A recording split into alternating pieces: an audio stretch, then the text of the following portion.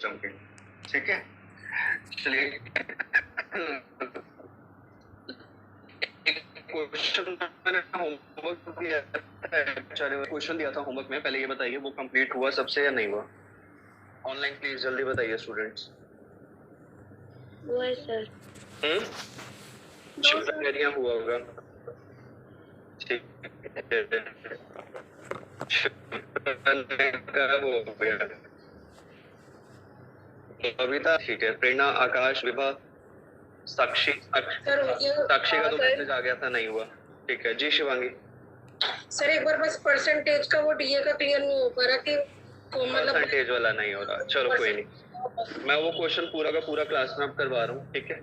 कविल्या का मैसेज आ गया कि यस सर हो गया, मैं पूरा क्वेश्चन क्लास में करवा रहा हूँ। बट इस क्वेश्चन को सॉल्व करते टाइम आपने एक चीज याद रखनी है, और वो क्या है, ग्रेड स्केल और पे स्केल वाला कॉन्सेप्ट जो हमने सैलरी की फर्स्ट क्लास में देखा था, ठीक है। वो करते करते अब करेंगे, ठीक है। एक बार रुकिएगा बच्चों, मैं जरा मॉड्यूल ओपन कर लूं।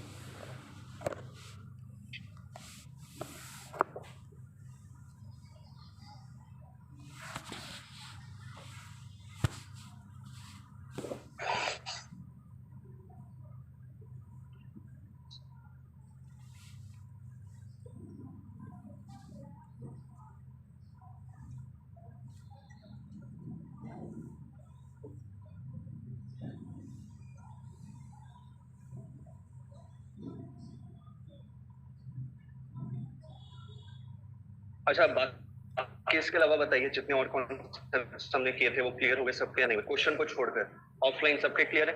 चलिए, ऑनलाइन सबके क्लियर है कॉन्सेप्ट्स क्वेश्चन को छोड़कर जो हमने क्लास में डिस्कस किए थे? सर बस मेरा तो वो डीए वाला ही कॉन्सेप्ट है, वही नहीं समझ रहा। ठीक है, डीए वाला है, बाकी सबके सारे पॉइंट्स क्लियर हैं, ठीक है। सिर्फ 2 मिनट दीजिए, मैं कर दूंगा।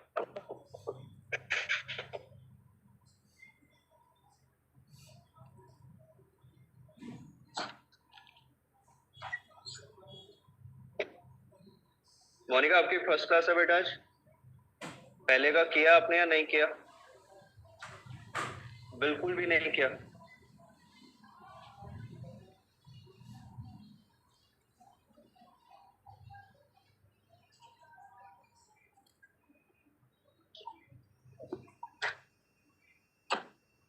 चलिए सर, अच्छा वाला नहीं समझ आया, कोई दिक्कत नहीं, अभी करवा रहे हैं। साक्षी 1 मिनट रुकिए। चलिए, मॉड्यूल सबको विजिबल है? मॉड्यूल विजिबल है सबको या नहीं? Yes sir. 1 मिनट और रुकिएगा सर, वन नोट ओपन कर ले।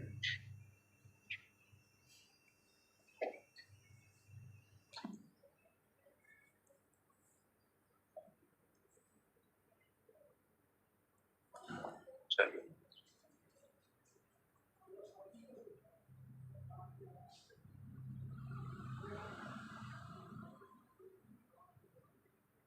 चलिए एक बार क्वेश्चन मेरे साथ साथ रीड कीजिए और क्वेश्चन को समझने की कोशिश कीजिए। क्वेश्चन क्या कह रहा है इलस्ट्रेशन नंबर 1 के अंदर कि हमारे पास कौन है, पहले तो ये बताइए भाई साहब का नाम क्या रखा था हमने लास्ट क्लास में? बालवीर। हमने इसे वीर नहीं बोला था, हमने क्या बोला था इसे? बालवीर।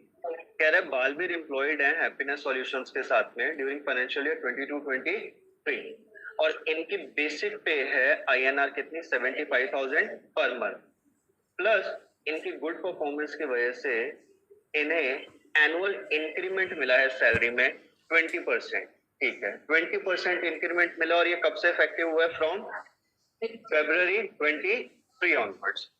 इतनी चीज को पहले सॉल्यूशन के हिसाब से नोटिस करते हैं।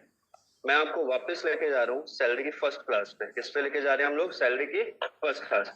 सैलरी की फर्स्ट क्लास में याद करिए हमने कॉन्सेप्ट पढ़ा था जिसका नाम था क्या? ग्रेड स्केल, या फिर दूसरा नाम हमने क्या दिया था इसको? पे स्केल। यस और नो? अब इस ग्रेड स्केल और पे स्केल के अंदर हमने एक चीज पढ़ी थी कि सर अगर ड्यूरिंग प्रीवियस ईयर कभी भी कोई भी सैलरी में चेंज आएगा तो उसका इम्पैक्ट हमारा उस साल की सैलरी पे आएगा। यस और नो? एक छोटी सी चीज, हमारे पास अगर एम्प्लॉयर हमारी सैलरी में कोई चेंज लेकर आएगा, वो मिड ऑफ द मंथ लाएगा या फिर स्टार्टिंग ऑफ द मंथ लाएगा? सर अगर वैसे देखा जाए तो from the end of month या बिगनिंग ऑफ मंथ वो अनाउंस कर देगा और उस मंथ में हमारी वो सैलरी काउंट हो जाएगी। बट अगर इंक्रीमेंट की बात की जाए जो एनुअल मिलता है वो कब मिलेगा सर? वो मिलेगा इन द मंथ ऑफ ज्वाइनिंग। मतलब अगर हमने लेट्स से एम्प्लॉयमेंट ज्वाइन की थी 2010 में, कब ज्वाइन की थी? 2010 में हमने क्या कहा? ज्वाइन किया हमने कैसे? एम्प्लॉयमेंट में, मतलब हम एम्प्लॉयड हो गए और हमें उस टाइम अगर पे स्केल लगा लेट्स से 10,000, 2,000, 20,000, 5,000 और उसके बाद कहाँ चले गए हम? 50,000। अगर मैं 2010 के हिसाब से नोटिस करूं इस चीज को, 2010 में मैंने ज्वाइन की थी सैलरी, यस और नो? मतलब मैं एम्प्लॉय हुआ था। 2010 के बाद मुझे हर साल इंक्रीमेंट कितना मिलेगा बताइए? 2,000 मिलेगा, यस और नो? ऑनलाइन प्लीज बताते जाइएगा। ये मेरा क्या है? Annual increment. अब क्वेश्चन उठता है सर ये कब मिलेगा? सर ये मिलेगा आपको इन द मंथ ऑफ ज्वाइनिंग। तो हमने क्या बोला? हमने तो 2010 में ज्वाइन किया। क्या हमने यहाँ मंथ लिखा? अभी नहीं, एक मंथ लिख देते हैं। चलो अभी कौन सा मंथ चल रहा है? जुलाई। तो हम कह रहे हैं जुलाई 2010 में हमने क्या किया? ज्वाइन किया, डेट ऑफ ज्वाइनिंग। और एनुअल इंक्रीमेंट 2000 का मिलेगा। और ये कब तक मिलेगा? जब तक हमारी सैलरी कितनी नहीं हो जाती? 20,000। तो 20,000 होने के बाद में मेरे को एनुअल इंक्रीमेंट कितना मिलेगा? 5,000। और ये कब तक मिलेगा? तो जब तक सैलरी कितनी नहीं हो जाती? 50,000। यहाँ तक याद है या नहीं याद? क्या ये पे स्केल मेरा चेंज हो सकता है ड्यूरिंग एम्प्लॉयमेंट? यस, अगर प्रमोशन हो जाए या फिर आपकी पोस्ट चेंज हो जाए या फिर आपकी अच्छी परफॉर्मेंस की वजह से आपका एम्प्लॉयर आपका पे स्केल चेंज कर दे। अब इतनी बात तो मेरे को क्लियर होती है इस सिनेरियो को देख के। अगर मैं यहाँ पे प्रीवियस ईयर 22-23 की इनकम इनकी निकालूं तो मेरे पास कितनी आएगी? तो सर सबसे पहले तो हम क्या करेंगे? इनकी 2010 से उल्टी काउंटिंग शुरू करेंगे, यस और नो? मतलब हम उल्टी काउंटिंग अगर आज से करते हैं तो 2010 तक जाने के लिए मुझे क्या करना पड़ेगा?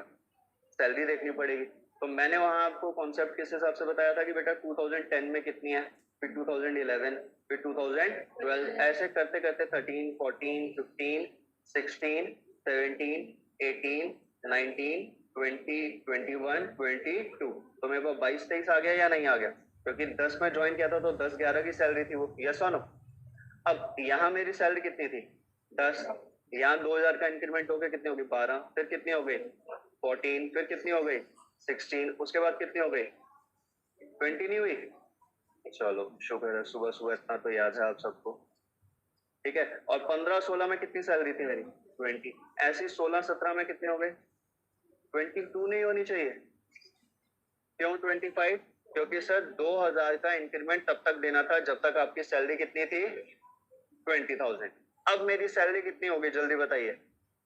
मतलब सर जैसे 20,000 आपने टच किया तो यहाँ पे क्या आ गया? 10 से 20 तक आपका एक इंक्रीमेंट का स्टेज खत्म। नेक्स्ट इंक्रीमेंट का जो इंक्रीज वाला है वो स्टेज आ गया। तो 20 के बाद मेरी सैलरी कितनी हो गई? 25। उसके बाद कितनी हुई? 30। फिर कितनी हुई? 35। फिर कितनी हुई? 40। फिर यस, फिर और आज कितनी है मेरी? सर ये तो स्लैब ही खत्म हो गया आपका। तो हम मान के चल रहे हैं इसका स्लैब जो ग्रेड स्केल या पे स्केल वाला वो चेंज नहीं हुआ। तो मेरे पास अब सैलरी इसकी कितनी आएगी यहाँ पे? 50 प्लस बेनिफिट। बेनिफिट का मतलब इंसेंटिव।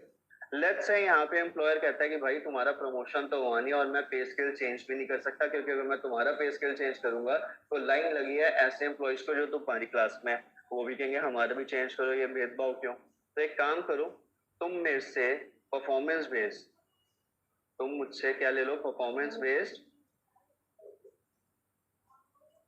इंसेंटिव, जिसके अंदर मैं तुम्हें बोनस भी कह सकता हूँ या फिर मैं तुम्हें ये कह सकता हूँ कि मैंने तुम्हें इंक्रीमेंट दे दिया अपार्ट फ्रॉम पे grade, apart from grade scale, मतलब पे स्केल के अलावा। तो यहाँ अगर लेट्स से एम्प्लॉयर ने कहा कि भैया तुम्हारी बहुत अच्छी परफॉर्मेंस है, तुम्हारी क्या है? बहुत अच्छी परफॉर्मेंस, मैं तुम्हें 20% इंक्रीमेंट देता हूँ। क्या देता हूँ? 20% इंक्रीमेंट, जो क्वेश्चन में भी बता रखा है। बट ये मैं तुम्हें दूंगा from not date of joining, ये मैं तुम्हें दूंगा in the month of February 23। तो एक बात बताइए, अगर मैं इस सिनेरियो के हिसाब से देखूं, मैं क्वेश्चन के हिसाब से नहीं कह रहा, जो एग्जांपल दिया उसके हिसाब से, मेरे पास अप्रैल से लेके जैन तक सैलरी कितनी रही? 50,000 पर मंथ, यस और नो? और सबसे क्यों? यही चीज गलती कर रहे हो ना पढ़ना। 50,000 के ऊपर मेरा ग्रेड स्केल जा रहा है, 50,000 ये अगले साल की भी सैलरी हो गई, क्योंकि इंक्रीमेंट का ग्रेड स्केल तो खत्म। और इंक्रीमेंट किस टाइम से दे रखा है? 20% फ्रॉम फेब 23। तो फेब और मार्च की सैलरी मेरी कितनी होगी? सर 50,000 में 20% इंक्रीमेंट कर दिया। 20% कितना होता है 50,000 का? 10,000। तो सर अब सैलरी कितनी हो गई? 60,000 पर मंथ। तो यहाँ पे मैं ये कह सकता हूँ 50 प्लस 20%, यस और नो? ये कितने महीने का हो गया? Into 2 months. और ये कितने महीने का हो गया? Into 10 months. ये कितनी आएगी? 5 लाख। और ये कितनी आएगी? 1.2 लाख। तो यहाँ पे मेरे पास बेसिक सैलरी या फिर बेसिक पे कितनी हो गई for the time being? 6.2 lakh. यहाँ तक समझ आया सबको या नहीं? अब किसी चीज को क्वेश्चन के हिसाब से पढ़ते हैं, जो हमने क्वेश्चन देखा था उसमें क्या लिखा हुआ है। अगर आप ध्यान से देखो, क्वेश्चन में कह रहा है कि भाई साहब इनकी सैलरी थी 75,000 पर मंथ, बट इनकी परफॉर्मेंस बहुत अच्छी थी तो इन्हें एनुअल इंक्रीमेंट मिला इन द मंथ ऑफ February 20%। ये क्लियर है? अब अगर मेरे पास क्वेश्चन में यहाँ पे ये इंक्रीमेंट ऐसे ना दिया होता, मुझे पे स्केल बना के दे देता एग्जामिनर, मतलब ग्रेड सेल का फॉर्मेट दे देता, तो मैं फिर ये 20% इस तरीके से नहीं फॉलो करता। मैं कैसे करता? पे स्केल। बट अगर एग्जामिनर का मूड किया तो वो आपको दोनों चीजें भी दे देगा क्वेश्चन में, कि डेट ऑफ ज्वाइनिंग थी x month, let's say month हो गया जुलाई का, जुलाई में तो इंक्रीमेंट हुआ पे स्केल वाला, बट इनकी गुड परफॉर्मेंस की वजह से फरवरी में फिर से इंक्रीमेंट हो गया, तो फिर उस साल मेरे को कितने इंक्रीमेंट देने पड़ेंगे? 2 इंक्रीमेंट। मतलब अभी मैंने साल को 2 बार डिवाइड किया, और तब कितनी बार डिवाइड करना पड़ेगा? 3 बार। अब आगे देखिए क्या कह रहा है। कह रहा है he also receive during the year a dearness allowance 100% of basic.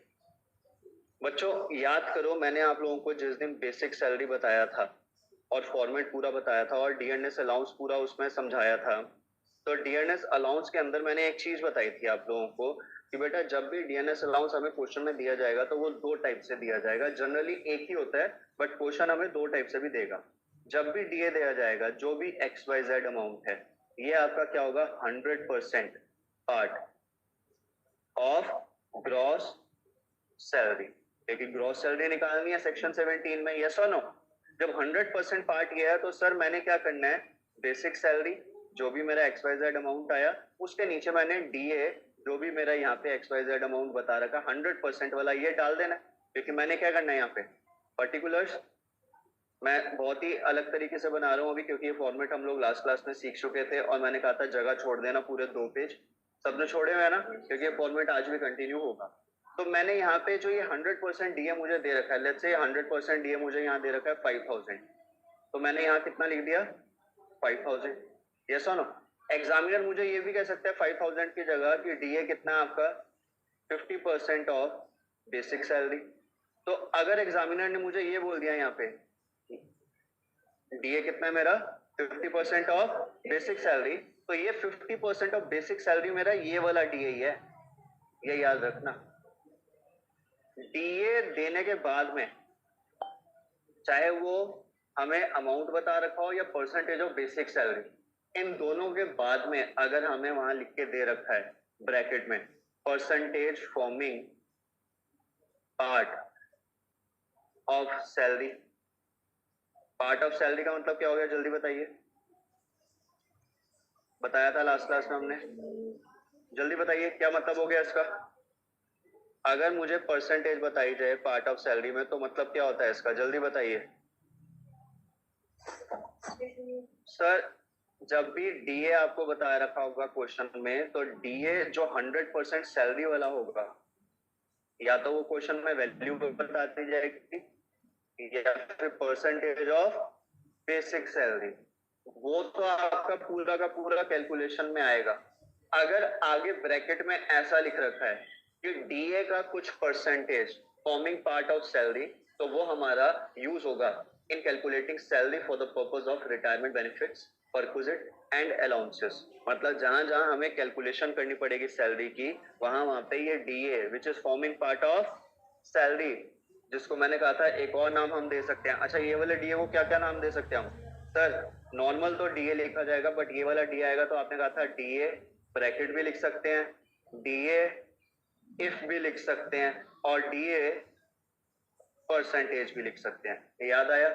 तो अगर मेरे पास क्वेश्चन में ऐसे परसेंटेज के फॉर्म में कोई दे रखा है डीए, बट उसके आगे ये लिख रखा है नॉट पार्ट ऑफ सैलरी, क्या लिख रखा है? फॉर्मिंग पार्ट ऑफ सैलरी, तो मैं उसे क्या मान लूंगा? ये मेरा कैलकुलेशन में यूज होगा किसकी? Additional benefits. एडिशनल बेनिफिट्स में क्या आएगा? एक अलाउंस आ जाएगा, कौन सा? एचआरए. उसके अलावा रिटायरमेंट बेनिफिट्स और परक्विजिट्स. यस और नो? हमने अभी करने हैं ये सारे, तो आज की क्लास में हम करेंगे इनमें से कोई एक चीज. बट सर हमें पता कैसे चलेगा कि ये वाला forming part of retirement benefit है? लेट्स से मैं कहता हूं क्वेश्चन के अंदर लिख रखा है mister x given DA 10,000 per month. सिर्फ सुनना भी क्या बोल रहा है. मिस्टर एक्स ने क्या मिला इनको? Given DA 10,000 per month. उसके आगे लिख दिया 50% फॉर्मिंग पार्ट, बस और कुछ नहीं लिखा. तो मेरे पास एक चीज क्लियर है, ये 100% जो डीए है ये तो मुझे मिल गया पहले. जो अब ये 50% फॉर्मिंग पार्ट लिखा है, खाली 50% भी लिख दिया जाता, एग्जामिनर लिख के दे सकता है, मिस प्रिंटिंग होती है उसमें, बट लिख के क्या देगा? Forming part of salary, forming part, ठीक है, या forming part of salary for retirement purposes. तो इस केस में जो ये 50% है, ये 50% किसका? सर ये 50% ऑफ डीए, और इसको मैं यूज करूंगा कहां पे? While calculating additional benefits salary. ये याद रखना. अब ये सैलरी कौन सी है? सर आपने हमें बताया था एचआरए में कॉन्सेप्ट कि हमने ए बी सी में लोअर लेना है और उसे क्या करना है? एग्जम्प्ट करना है फ्रॉम टैक्स. कहां पे? 1013A में. तो वो जो ए बी सी में सी था, जहां पे क्या क्या रखा था? Rent paid minus 10% of salary, और जो ए था जहां क्या क्या रखा? 50% या 40% ऑफ सैलरी. ये सैलरी कौन सी थी? तो ये सैलरी मैंने आपको बताई थी कौन सी थी? सास. कौन सी थी? सास. सिर्फ बताई थी, समझाई नहीं थी अभी, तो आज इसको भी समझेंगे. तो जो सास है हमारी, उसको कैलकुलेट करने के डीए कौन सा? 100%? नहीं सर, इफ वाला. इफ मतलब खाली ब्रैकेट इफ या परसेंटेज कुछ भी लिख दो, प्लस क्या आएगा? कमीशन. कमीशन भी कौन सी? परसेंटेज वाली, जो आपकी परफॉर्मेंस के बेस पे टर्नओवर पे निकाली गई है. यहाँ तक याद हुआ या नहीं हुआ? अब ये क्या है क्या नहीं ये भी बता रहा हूँ, बट इस क्वेश्चन के अंदर जो मैं एग्जांपल दे रहा हूँ अभी, मुझे क्या बोला जा रहा है? 100% तो मेरा यहाँ पे आ गया, यस और नो? तो मैं ये तो ये कह सकता हूँ यस और नो. जो ये 50% है ऑफ डीए, ये मेरा कहाँ जाएगा? सर ये वाला. ये बात समझ आई या नहीं आई? तो पहले तो बताओ, जो परसेंटेज के बारे में आप सब बता रहे हो वो क्लियर हुआ या नहीं हुआ? सबको क्लियर है? शिवांगी बेटा परसेंटेज वाला पॉइंट क्लियर है? आपने पूछा था 2 बार. जी सर. ठीक है, बाकी ऑनलाइन जितने स्टूडेंट्स हैं उन सबको ये वाला पॉइंट क्लियर है? प्लीज जल्दी बताइए थोड़ा. Yes sir. ठीक है, तो परसेंटेज वाला पॉइंट तो सर हमें क्लियर हो गया कि डीए के अंदर जो परसेंटेज दे रखी है उसको कैसे लेना है. ठीक है, अब वापस आते हैं किसके ऊपर? क्वेश्चन पे. क्वेश्चन को एक बार फिर रीड करते हैं. कह रहा है डीएनएस अलाउंस उन्हें मिला कितना? 100% ऑफ बेसिक. तो ये 100% ऑफ बेसिक क्या है? सर ये यही वाला है जो अभी आपने बताया. कौन सा वाला? सर यहाँ आपने लिख दिया क्या? Mister x given DA 10,000. यहाँ ये भी लिखा जा सकता है कि मिस्टर एक्स को क्या मिला? Mister x given DA 100% of basic salary. तो ये वाला डीए कौन सा हो गया? सर ये फिर से यही वाला हो गया. मतलब सर परसेंटेज हमें डीए में भी 2 बार दी जा सकती है, बट हमें उसमें पहचानना है, जानना है कि ये कौन सी वाली है. तो एग्जामिनर अगर सिंगल परसेंटेज दे रहा है और वहां पे सिंपली कह रहा है कि भाई साहब ये फॉर्मिंग पार्ट ऑफ डीए या फॉर्मिंग पार्ट ऑफ सैलरी, और उसके अलावा मुझे उस क्वेश्चन के अंदर कोई और चीज नहीं बता रखी, तो मैं उसे 100% डीए कैलकुलेशन वाला मान लूंगा. बट अगर डीए की वैल्यू निकालने के बाद मुझे बोल दिया गया कि इतना वैल्यू या इतना परसेंट ऑफ डीए क्या है, रिटायरमेंट बेनिफिट, तो मैं उसे क्या मानूंगा? सर सास का पार्ट। अब सर एक बात बताओ, यहाँ आपने ये हमें 10,000 मतलब वैल्यू भी बता दी और परसेंटेज भी बता दी, तो ये तो समझ आ गया। यहाँ आपने खाली परसेंटेज बताया कि 50% फॉर्मिंग पार्ट ऑफ, क्या एग्जामिनर हमें यहाँ पे वैल्यू बता सकता है? Answer is yes. Examiner you भी कह सकता है mister x receive 10,000 DA per month, 4,000 forming part of retirement benefit. तो मेरे सामने फिर से परसेंटेज नहीं भी बता रहा कि बट मेरे पास वैल्यू क्लियर है, परसेंटेज से भी तो मुझे वैल्यू निकाल के डालनी पड़ती है। तो मैं क्या करूंगा, वो पर मंथ मिल रहा था तो मैं 4,000 इंटू 12 डीएफ वाला बना दूंगा। यहाँ तक बात क्लियर है या नहीं? ऑनलाइन ये बात सबको क्लियर है या नहीं, प्लीज जल्दी बताइए। Yes sir. चलिए अब देखिए क्वेश्चन क्या कह रहा है। क्वेश्चन कह रहा है हमें आगे कि भाई साहब इन्हें 100% डीए मिला, किसका? सैलरी का। अब एक बात बताइए, मेरी सैलरी कितनी थी? सर आपकी सैलरी अप्रैल से लेके जैन तक की कितनी? 75,000 पर मंथ, यस और नो? उसके बाद में मेरी सैलरी कितनी हो गई? सर फेब से लेके मार्च तक इंक्रीमेंट मिला कितना? 20%। कितनी हो गई? 98,000। यस। जो मेरा ग्रॉस सैलरी निकालने के काम आएगा वो कितना आएगा? 100% ऑफ बेसिक सैलरी। तो अब मैं क्वेश्चन में अगर लास्ट लाइन पढ़ूं तो कह रहा है you are required to compute HRA exam. तो एचआरए तो बात की बात है मेरे लिए। उससे पहले क्या कह रहा है? And gross salary. मुझे पहले सॉल्यूशन में कैलकुलेशन एचआरए की दे रखी है, मैं अपनी तरफ से अगर एग्जाम में करके आऊंगा मैं इसे सेकंड दिखाऊंगा। मतलब पहले मैं क्या दिखाऊंगा कि भाई साहब मुझे ग्रॉस सैलरी निकालनी, तो ग्रॉस सैलरी में क्या करूंगा मैं? यहाँ पे तो क्वेश्चन दोनों सेम है, मतलब दोनों पार्ट एक ही आंसर में है, तो मैंने ऐसे लिख दिया। बट वैसे अगर मैं निकालता तो मैं क्या करता यहाँ पे? सर अगर आप क्वेश्चन सॉल्व करते हैं या हम बच्चे सॉल्व करते हैं आपके कहने पे जैसा आपने बताया है, तो हम क्या करते हैं यहाँ पे? जल्दी बताओ, बता दो भैया एक बार। यस, पहले क्या लिखते हैं? सर हम क्या करते हैं सबसे पहले? आंसर, क्योंकि आपका पेपर डिस्क्रिप्टिव है तो ये पैटर्न फॉलो करना जरूरी है। Answer to question number. अब एग्जाम में कोई भी क्वेश्चन है, पहले तो वो क्वेश्चन नंबर लिखो, कोई भी बताओ। लेट्स हम कहते हैं ये आया हमारा सेकंड क्वेश्चन में, सेकंड। उसके बाद क्या लिखेंगे? वो क्वेश्चन अगर सिर्फ सेकंड में पार्ट नहीं है तो बस सेकंड लिख दिया, छोड़ दो। अगर उसमें पार्ट है तो मैंने ये लिख दिया। क्लियर है? तो ये जो मैं answer to question number second D लिख रहा हूँ, ये मॉड्यूल में क्या है हमारा? Illustration number 1। क्लियर है यहाँ तक या नहीं? मैं यहाँ आंसर कैसे स्टार्ट करता? सर आप लिखते क्या? कंप्यूटेशन ऑफ ग्रॉस सैलरी किसकी? Of mister Baalveer. हमने नाम दिया था, अब क्वेश्चन की इज्जत करते हैं। क्या है वहां पे? वीर। For assessment year 22। नालायको प्रीवियस ईयर नहीं बोला मैंने, तो यहाँ बोलो ना टोको सर 23-24। सुबह सुबह फेल हो जाते हो एग्जाम में। छोटा सा एग्जाम लिया मैंने। सही बात है मित्तल साहब या नहीं? बोलते हुए अच्छे लगते हो, चुपचाप अच्छे नहीं लगते।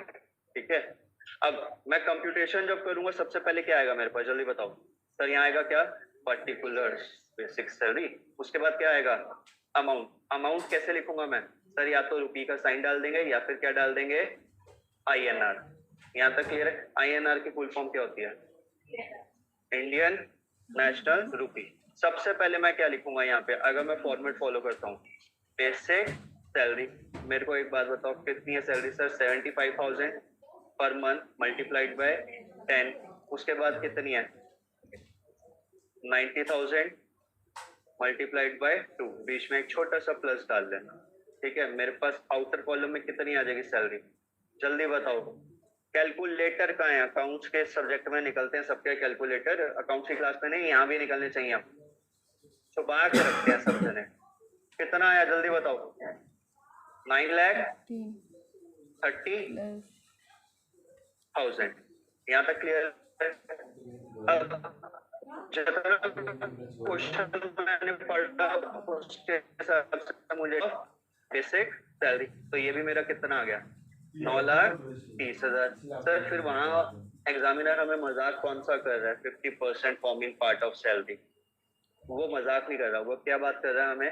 अब हमने क्या करना है, एचआरए में मैंने लिख के आगे देखो क्या लिखा, वर्किंग नोट 1। मतलब सर एचआरए की कैलकुलेशन में कहा लिखाऊंगा पूरी की पूरी वर्किंग नोट, और याद रखना वर्किंग नोट यहाँ खिचड़ी नहीं बनानी, वर्किंग नोट आपको साफ सुथरे बनाने हैं क्योंकि उसी के मार्क्स मिलने हैं, एग्जाम में वर्किंग नोट चेक करता है। क्लियर है। अब देखो जी क्वेश्चन हमें क्या कह रहा है,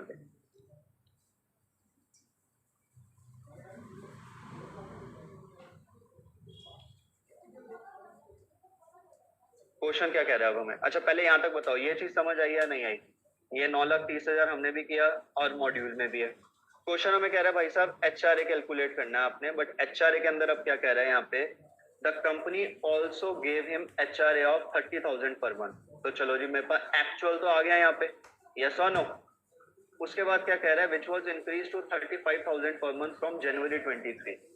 मतलब सर अब मुझे एचआरए की कैलकुलेशन भी मंथ वाइज करनी पड़ेगी, यस और नो। मंथ वाइज क्यों करनी पड़ेगी, क्योंकि मुझे माप निकालना है, यस और नो। और माप मैंने आपको कहा था ऑल ओवर इंडिया कोई फैकल्टी आपको नहीं बताएगा, सिर्फ कहाँ मिलेगा आपको सीखने में, परमजीत सिंह की टैक्स की क्लास में।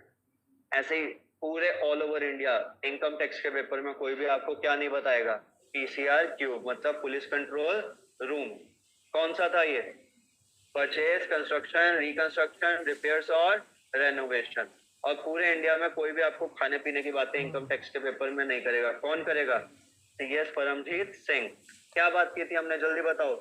सर आपने गार्लिक बताया था, वो कहाँ आया था, अब देखो मैंने गार्लिक बताया और अचानक से अदिति मित्तल जी ने कहा सर 24A। तो ये जो हम छोटी एब्रीविएशंस बना रहे हैं इस तरीके की, इससे हमें क्या हो रहा है सर, हमें सेक्शन नंबर भी याद हो रहा है, और खाली गार्लिक बोलने से पूरी क्लास भी याद आ सकती है, यस और नो। क्लियर है यहाँ तक।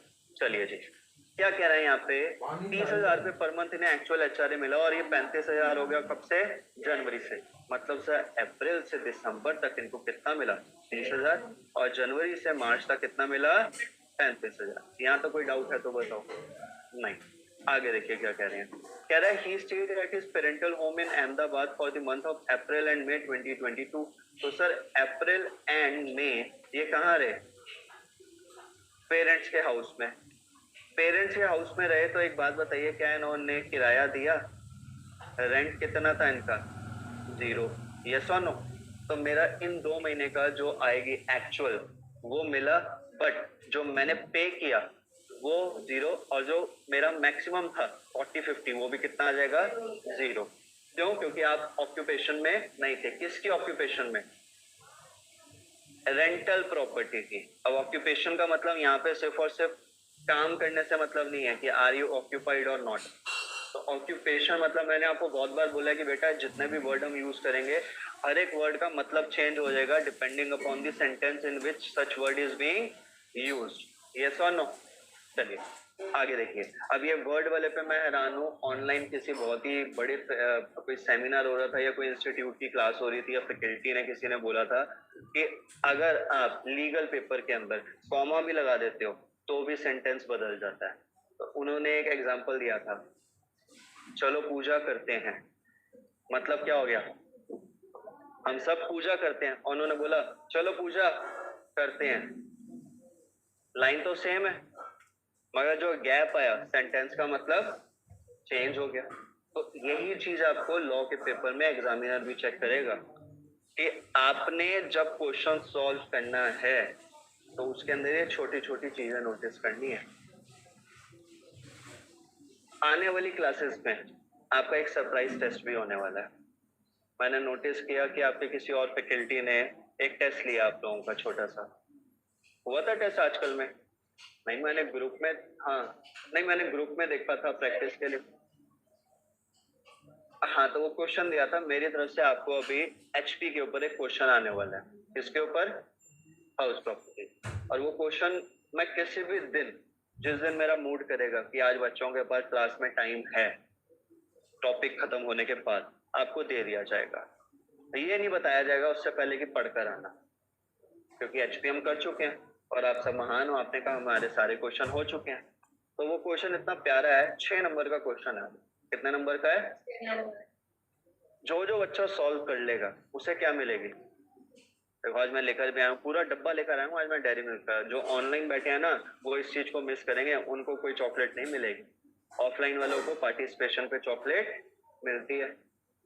जो बच्चा उस क्वेश्चन को सॉल्व कर लेगा क्लास के अंदर मेरे सामने बिना किसी की हेल्प के, उसके लिए आएगी डेयरी मिल्क सिल्क बड़ी वाली। जो बच्चा आधा अधूरा सॉल्व करेगा बट 90% तक पहुंच जाएगा, उसको मिलेगी 10 रुपए वाली कैडबरी मिल्क। और जो इससे नीचे जाएगा उसके घर हमारी तरफ से क्या जाएगा? फोन। कौन सा? कौन सी कॉल जाएगी? हैं?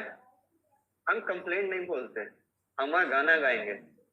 फोन के ऊपर कौन सा गाना बन रहा है बताओ? है कॉलर ट्यून नहीं, टेलीफोन करके गाने में है वर्ड। ठीक है, तो देखना है इसको, सुनना, बट पहले हम वापस आ जाओ। ठीक है, अब कह रहा है ये ऑक्यूपेशन में नहीं था, किसकी? रेंटल प्रॉपर्टी की। कितने महीने के लिए? 2। तो इन 2 महीने के लिए मेरे को एक चीज क्लियर होगी कि एम और एफ के अंदर मेरी कैलकुलेशन में फर्क पड़ेगा। अब कह रहा है post which he took up a rented accommodation at Surat. Okay, मुझे क्या सूरत का फर्क पड़ेगा यहाँ पे? Yes sir. क्यों? क्योंकि सर आपने एचआरए में जो मैक्सिमम बताया था वहां बताया था 50% मिलेगा मेट्रो के केस में और 40% मिलेगा अदर। क्या सूरत मेट्रो है? सूरत क्या है? Other city. तो यहाँ कितना मिलेगा मेरे को? 40% मैक्सिमम। ये सर नो। आगे कह रहा है मंथली रेंटल दिया ना उन्हें 26,000। Effective November he was move to Mumbai to the corporate office. ये क्वेश्चन भी अगर आएगा तो मुझे कितने नंबर का आएगा? कह रहे पहले तो तुम मेरी जान ले लो, किसमें? सैलरी में चेंज कर दी। फिर तुम मेरी जान खा जाओ उसके अंदर, कहाँ पे? एचआरए में, कि तुमने उसमें सेल्फ ऑक्यूपेशन भी डाल दी। फिर अब एक और जान खा जाओ मेरी, कि तुमने मेरा शहर ही बदल दिया, क्योंकि यहाँ 40% भी आ गया। और क्यों? क्योंकि सर मुंबई में पहुंचते ही वो किस में पहुंच गया? कब से पहुंचा? तो सर अप्रैल से लेके मेरी अक्टूबर तक तो 40% वाली कैलकुलेशन है, और नवंबर से लेके करेक्ट। इसी बात पे त्रिपाठी जी मिर्जापुर वाली जीती हैं एक चॉकलेट। सर अप्रैल से नहीं, जून से लेकर। अभी आपने 5 मिनट पहले बताया कि जो 2 महीने आपने सेल्फ ऑक्यूपेंसी थी पेरेंट्स के घर में, उसमें हमारी कैलकुलेशन एचआरए में नहीं आती। यहाँ तक समझ आया? बट अगर मिला है तो पूरा टैक्स हो जाएगा। तो यहाँ पे जो मेरा 40% है वो कब से है? From April? नहीं सर, फ्रॉम जून ऑनवर्ड। जून से लेके कब तक? और नवंबर बोला ना, इफेक्टिव नवंबर। सर नवंबर से वो चेंज हो गया मुंबई में, तो अक्टूबर तक 40%, उसके बाद कैलकुलेशन कितनी हो गई? 50%। आगे देखिए क्या कह रहा है। कह रहा है he took an accommodation at Mumbai at a monthly rental of 37,000. You are required to compute HRA and gross salary. तो gross salary आधी तो हमने कर ली, 2 नंबर तो मिल गए। अब मेन 4 नंबर किसके हैं? HRA के। मेन 4 नंबर किसके हैं? HRA। देखिए HRA क्या कह रहा है। अब कहते हो तो मैं ये पूरा का पूरा वहां बनाऊं, और कहते हो तो यहीं से समझाऊं, यहीं से समझा दूं।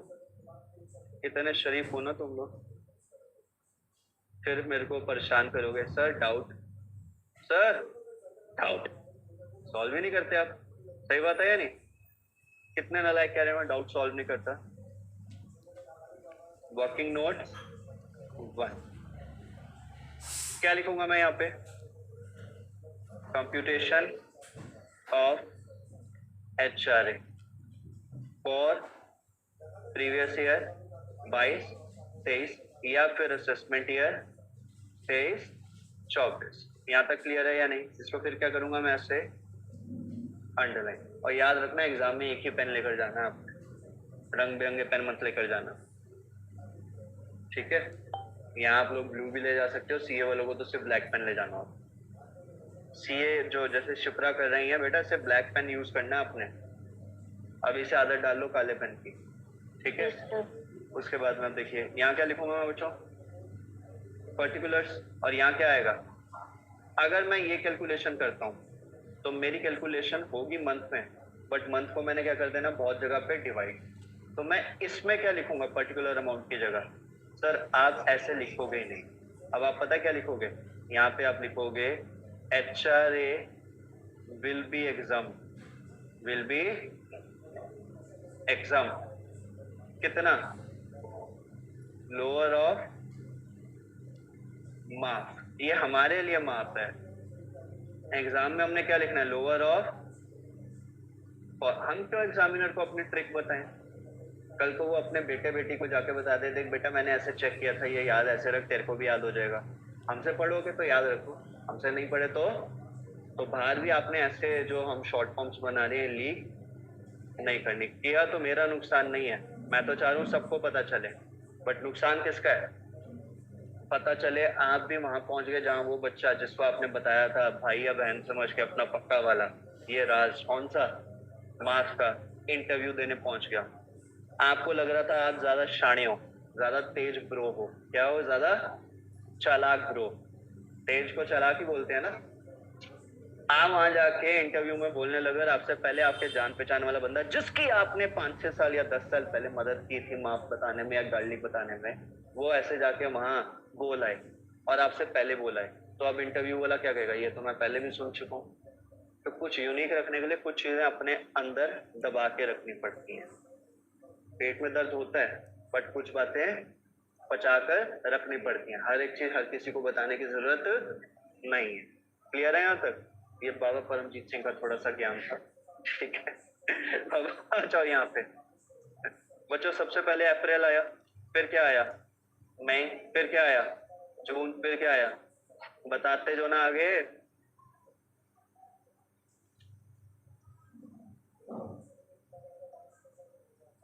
आगे ले जाएं। सर इतने सारे महीने क्यों लिख दिया आपने, क्योंकि मुझे क्या निकालना है, मार्क। मार्क के लिए मुझे क्या करना पड़ेगा जल्दी बताओ एक बार, मैं थोड़ा सा नीचे इसकी कैलकुलेशन कर देता हूँ। मुझे क्या करना पड़ेगा बच्चों बता दो एक बार। सर मंथली तो आप कैलकुलेशन करोगे, बट इसके लिए आपको क्या करना पड़ेगा, सबसे पहले मैक्सिमम निकालना पड़ेगा। ये कितना होगा, 50% और 40%। तो सर इसके अंदर तो मेरे पास सिटीज चेंज हो रही हैं और 3 सिचुएशन आ रही है, कौन सी। सर मेरे पास अप्रैल मई 2 महीने सेल्फ ऑक्यूपेंसी थी किसकी, पेरेंटल हाउस की। फिर जून से अक्टूबर तक मैं कहाँ था, सूरत में।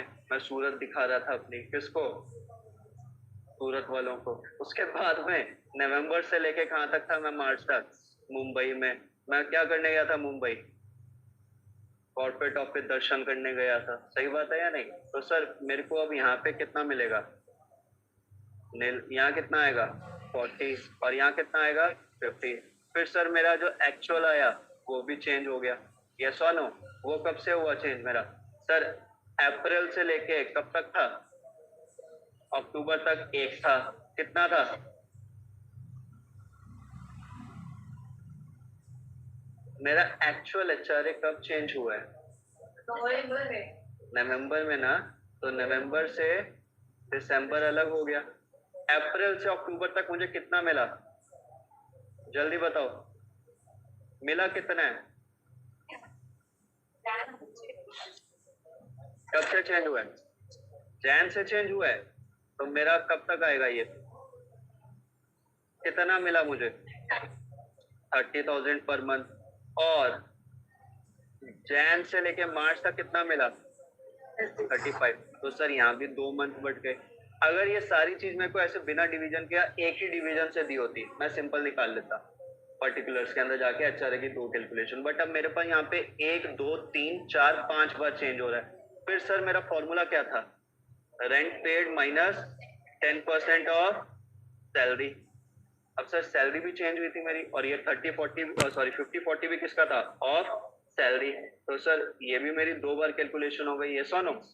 अब यहाँ रेंट पेड जो है ये सर सूरत का भी था और मुंबई का भी था। तो अब मेरे को इजीनेस के लिए क्या करना है, मंथ में करना है। अगर मैं मंथ में जाता हूँ, मुझे सबसे पहले मार्क के लिए क्या चाहिए, सैलरी, कौन सी, सास। सास क्या होता है? Superannuation salary, basic plus DA. ये सुनो, तो मैं यहाँ बेसिक सैलरी निकालता हूँ, डीए निकालता हूँ, कौन सा? Forming part of salary for retirement benefits. और क्या निकालता हूँ? कमीशन। कौन सी वाली? अगर दे रखी है तो कमीशन को भी ब्रैकेट के साथ इफ लिख सकते हो अपनी इजीनेस के लिए। ये हमारे पास क्या है सर? ये आपके पास है सास। सास कौन होती है? लास्ट क्लास में बताया था ना, कौन होती है सास? सासू माँ। इसको अभी जब समझाऊंगा तो भी सासू माँ के एग्जाम्पल से ही समझाऊंगा।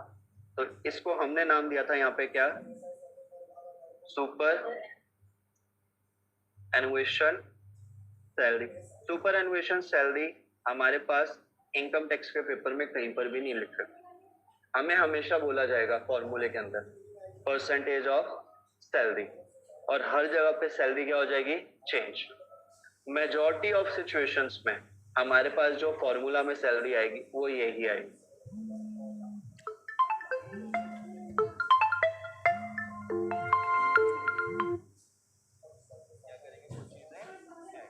ऑपोजिट के अंदर हम इस सैलरी में जितने टैक्सेबल अलाउंसेस हैं उन्हें भी ऐड कर दें, बट हर जगह नहीं, कुछ। तो सर ये याद कैसे करेंगे? जैसे जैसे टॉपिक करवाते जाएंगे वैसे वैसे बताते जाएंगे, और जिस दिन सैलरी का चैप्टर खत्म होगा आपको उस दिन ये वाली सैलरी दोबारा से लिखवाई जाएगी कि बेटा इन टॉपिक्स में तो ये आएगी, बट जैसे ही ये वाले टॉपिक आ जाएंगे सैलरी के चैप्टर के, तो वहां पे जो सास है उसमें ये चीजें और ऐड कर देना, क्योंकि सासू माँ क्या होती है बताओ? अच्छा एक बात बताओ, मैं जनरली क्वेश्चन पुटअप कर रहा हूँ ये सास समझाने के लिए। अगर आपको कोई बात किसी की पता चल जाए और वो राज बना के रखना हो, अदिति वर्मा जी क्या करोगे उसके लिए?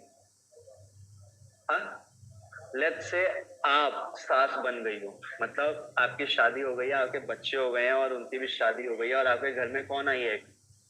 बहू। आप भी कभी सास बनोगे और कभी बहू भी, बट हम बहू नहीं बना रहे, पहले डायरेक्टली क्या बना रहे हैं? बहू का कोई सीक्रेट पता चल गया आपको, क्या उसे दबा के रखोगे पेट में, मतलब राज रखोगे या बैंड बजा लोगे? हाँ, राज रखेंगे। बैंड बजा दूंगी। अरे वाह, शिप्रा कह रही है मैं तो बैंड बजा दूंगी। चलो शैली। ओ भाई साहब ये कह रही है मैं तो अभी अभी बीबी के वाइन का वो देखकर आई हूँ ढिंडोरा, तो मैं तो इसका ढिंडोरा पीट दूंगी पूरे भंडारे में। इस सारे लोगों का भंडारा रखूंगी अपने रिश्तेदारों में और सबके सामने बताऊंगी देखो इसकी। हाँ तना, आप क्या करोगे? बहुत बढ़िया, वेरी गुड। ये क्या कह रही है? मैं क्या करूंगी? लालची औरत। मित्तल साहब आप क्या करोगे? प्लीज सारे जाने सुनते रहना, ये मैं बिना मतलब के नहीं पूछ रहा, ये अभी साथ समझाऊंगा उसमें समझ आएगा।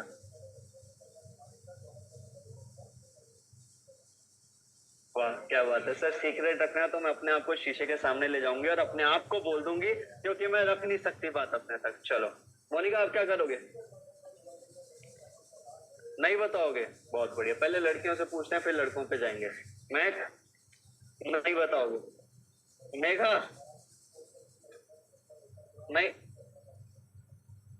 अच्छा मेघा कह रही है सर मैं नहीं बताऊंगी, आई बिलीव इन सपोर्टिंग, तो a women supporting other women is good for nation building. ऐसा होता है वैसे लास्ट में? हाँ जी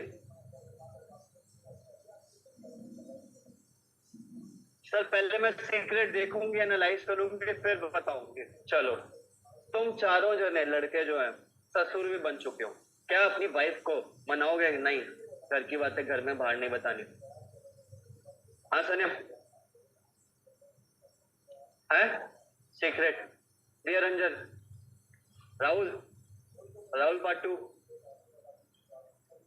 है? अरे नालायक इंसान, मैं वही तो कह रहा हूँ, वाइफ को रोकोगे या नहीं रोकोगे? पता नहीं कौन सी भावनाओं में बहक जाता है। ऑनलाइन बताइए आप लोग, क्या रखोगे सीक्रेट? सर डिपेंड करता है सीक्रेट कितना निधि कह रही है सर डिपेंड करती है, निधि कह रही है सर डिपेंड करता है कि सीक्रेट कितना क्रेविंग है। शिवांगी आप बताओ। और मैं तो हस्बैंड को ही बताऊंगी। वो कह रही है मैं तो हस्बैंड को बताऊंगी, वो आगे किसी को बताए ना बताए या वो बताएंगे, वो ज्यादा इंटेलिजेंट है। बच्चों बड़े ध्यान से देखना। जो ओए सुन लो, पहले सास समझाने जा रहा हूँ, उसके बाद में एक क्वेश्चन करवाऊंगा। सास क्या होती है? Superannuation salary. अब इसके अंदर हमारे पास सबसे पहले क्या आता है? Basic salary. कि सासू माँ कहती हैं कि भैया मेरे घर में अगर हस्बैंड मेरे काम कर रहे हैं तो उनकी सैलरी पे मेरा हक है थोड़ा बहुत, बट ऑब्वियस है वाइफ का हक होना चाहिए। बट अगर मेरा बेटा भी कुछ काम कर रहा है तो थोड़ा बहुत तो मेरा हक है उस पे। जब तक शादी नहीं हुई, शादी होगी तो उसकी वाइफ आएगी, क्योंकि मैंने अपने हस्बैंड पे हक जमाया था तो अब वो भी जमाएगी। सही बात है या नहीं? तो अब क्या हुआ, जो वाइफ थी मतलब बहू, उसका कुछ सीक्रेट पता चल गया सास को। वो कहती है देख ये सीक्रेट के लिए कुछ तो सेवा करनी पड़ेगी, मेरे से प्यार से बात कर ले, मेरे से प्यार से बात कर ले तने।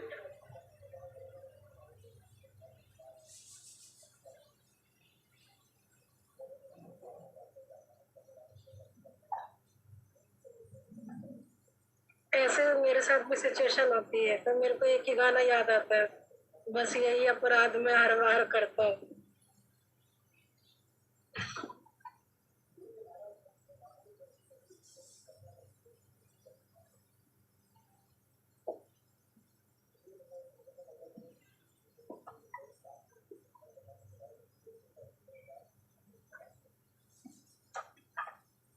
फिर वॉइस नहीं आ रही आपकी। लैपटॉप रुक गया है।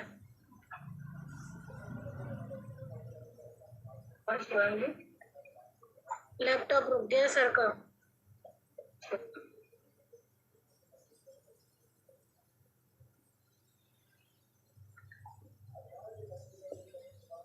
गाइस लैपटॉप बंद हो। हाँ जी बच्चों, क्या मैं वापस आ गया आप सबके सामने? जी सर। अचानक से क्या हो गया, अभी हमारे लैपटॉप के प्लांट चले गए। अचानक से इसने नोटिफिकेशन दी कि भैया हमारी सर? बैटरी कुछ कम है। हाँ जी। शिवांगी मैम ने बहुत इंटरेस्टिंग बात कहा है, आप सुन लीजिए। अच्छा, मुझे पता नहीं चला जी, बताइए शिवांगी।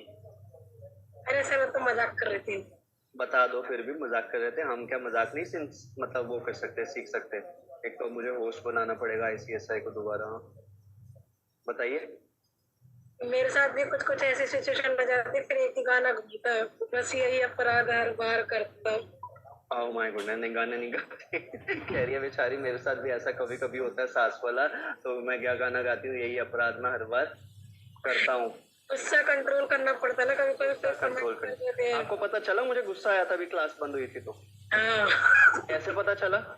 एक्सप्रेशन एक्सप्रेशन कैसे है? मैं तो यहाँ पे लैपटॉप बंद हो गया था। नहीं दिख रहा था। हाँ दिख रहा था सर। मैं दिख रहा था हाँ। जब मैं बच्चों से बात कर रहा था।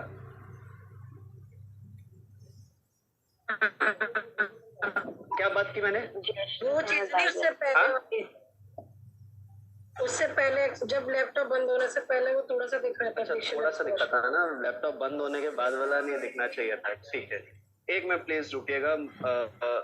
एक काम करो, ग्रुप के अंदर मैसेज करो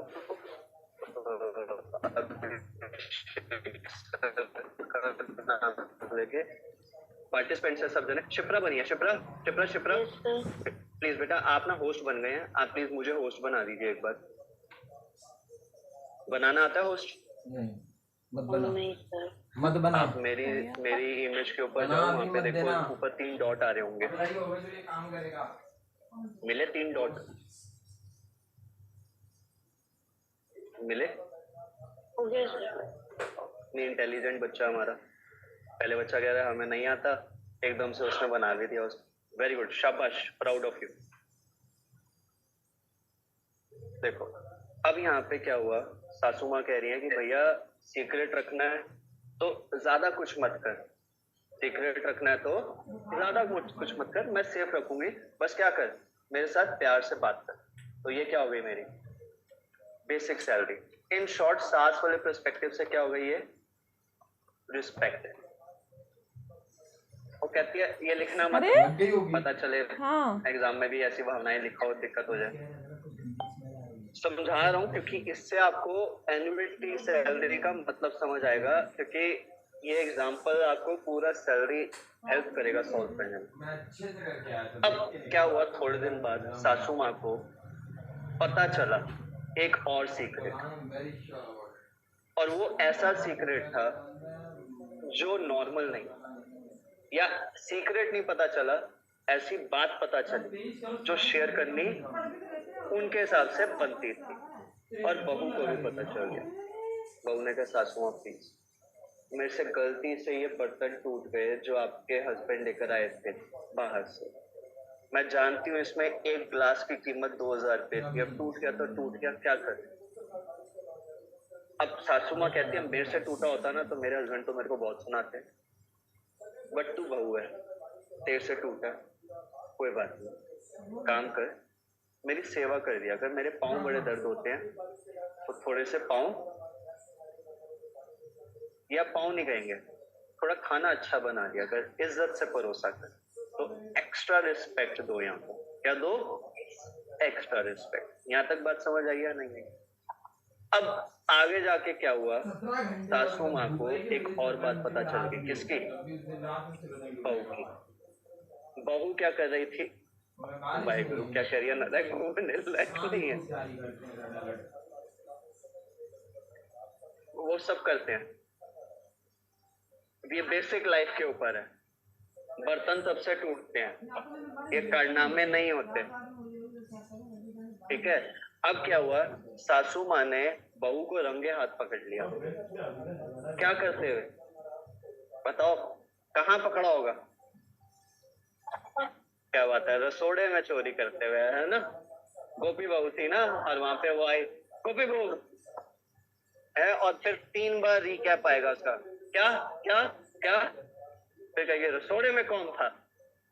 नालायक। रसोड़े में क्या चोरी करते हाँ, हैं? क्या चोरी करते हैं, क्या चोरी करते हैं बता रहा हूँ, देखो। मिर्च मसाले क्या लेके जाएंगे हम? मिर्च मसाले नहीं, यहाँ पे बहू को पकड़ा पिन मनी रखते हुए। पिन मनी बताया था ना क्या होता है? क्या होता है पिन मनी, बता दो जो नए बच्चे हैं उनके लिए। मेगा बताएगी, रुक जाओ। मेगा आपने पढ़ा हुआ है ना पिन मनी, क्या होता है पिन मनी?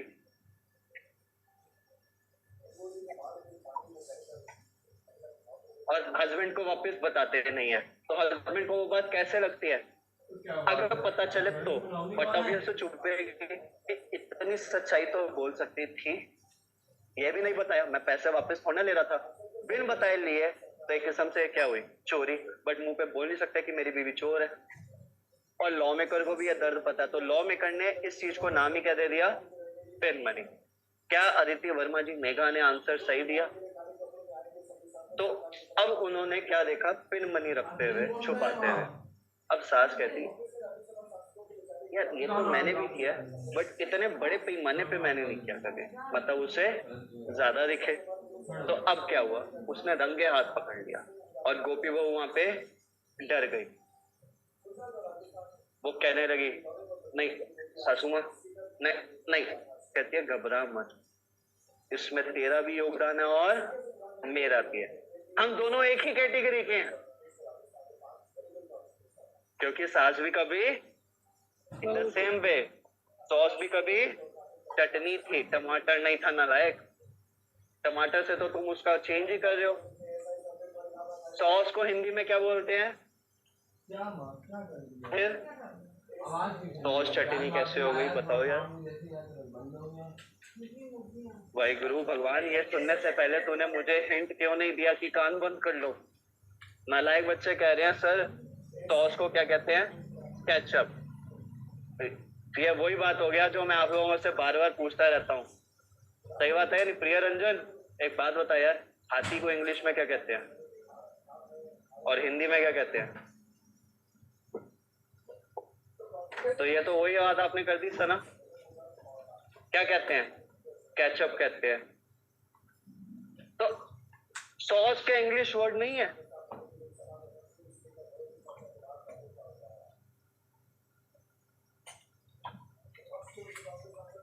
SAUCE। मैंने बाबा जी से प्रे किया। क्या प्रे किया?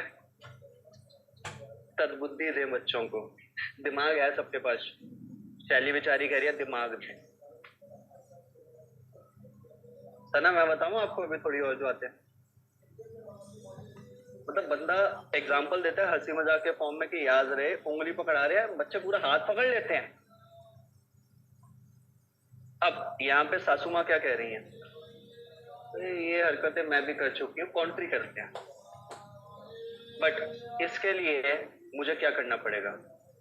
मैं तो कर चुकी हूँ, बट मैंने तो तुझे रंगे हाथ पकड़ा, तूने तो अब सास बताएगी थोड़ी ना कि मैं भी तेरे जैसी थी। देखिए देख, इसके लिए तो मेरे पैर दर्द होते हैं, अब तुझे मेरे पैर भी दबाने पड़ेंगे। तो यहाँ क्या हो गया? Extra effort. अब बच्चों एक बात बताओ, कमीशन कब मिलती है? जब एक एम्प्लॉय एक्स्ट्रा एफर्ट्स डालता है। डीए कब मिलता है? जब वो रिस्पेक्ट देता है, कॉस्ट बढ़ती है, इन्फ्लेशन आता है, सब मिलता है, यस और नो? बट वो इन्फ्लेशन वाला डीए तो हो गया, उसका इम्पैक्ट उसके रिटायरमेंट और एडिशनल बेनिफिट्स पे कब पड़ता है? जब वो एम्प्लॉयर को रिस्पेक्ट देता है, तभी तो एम्प्लॉयर कहेगा ना खुश होकर, जा बेटा जी ले अपनी जिंदगी, just like Amrish Puri of Dilwale Dulhania ले जाएंगे, जा सिमरन डिटेल जा। बात समझ आई या नहीं? तो इस हिसाब से आपकी सास क्या है? Superannuation salary, basic salary plus DA, कौन सा? ब्रैकेट को आप इफ भी कह सकते हो, और कमीशन। ये कमीशन इफ कौन सी होती है? परसेंटेज वाली, टर्नओवर बेस्ड कमीशन, परसेंटेज वाली। अगर एम्प्लॉयर ने सारे एम्प्लॉइज को कमीशन दे दी, तो भैया उसमें आपका एक्स्ट्रा एफर्ट क्या था? वो तो सबको मिली कमीशन। आपका एफर्ट जहां आएगा वो वाली आएगी। तो ये आपका एफर्ट याद रखने के लिए, और एक्स्ट्रा रिस्पेक्ट डीए कौन सा? फॉर्मिंग पार्ट ऑफ रिटायरमेंट वाला, हमने क्या नाम दे दिया? Superannuation salary. इसको कुछ मॉड्यूल्स हैं, कुछ बुक हैं जहां पे क्या लिख रखा है? एनुएशन सैलरी। क्या लिख रखा है? मैंने कहा यार ये एनुएशन सैलरी एएस याद तो रह जाएगा, बट बच्चा इसको एडवांस सैलरी भी कह सकता है। तो जब मैं खुद पढ़ता था उसी टाइम पे मैंने किसे जन्म दिया? मतलब सुपर एनुएशन सैलरी, नॉट सास। बात समझ आई या नहीं है? क्योंकि तुम्हारे दिमाग ज्यादा एक्स्ट्रा चलते हैं, तो इसलिए पहले ही बोलना जरूरी है। यहाँ तक क्लियर है या नहीं है? ऑनलाइन प्लीज बताइए, सास समझ आया सबको या नहीं आया? Yes sir. Yes sir. भूलोगे इसे जिंदगी में कभी? No sir. Never sir. अगर भूल गए ना तो मैं कट्टी हो जाऊंगा। मैं इससे ज्यादा क्या कर सकता हूँ? मैं बात ही नहीं करूंगा। सही बात है या नहीं? अब आओ Yes, वापस। यहाँ मुझे सांस निकालना है। बच्चों एक बार बता दो बेसिक कितनी थी मुझे फटाफट? 75। फिर 75 बताते जाओ, कब तक है 75?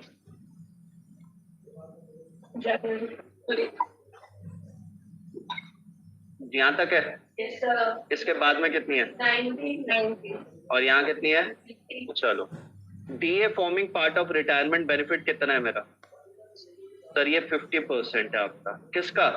बेसिक का। 37.5 37.5 37.5 37.5 कहीं चेंज हो रहा है ये? 37.5 37.5 37.5 कितना?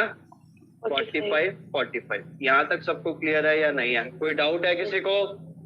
चलो जी, कमीशन दे रखी है मेरे को? टिक टिक टिक टिक टिक टिक टिक टिक टिक टिक टिक टिक टिक।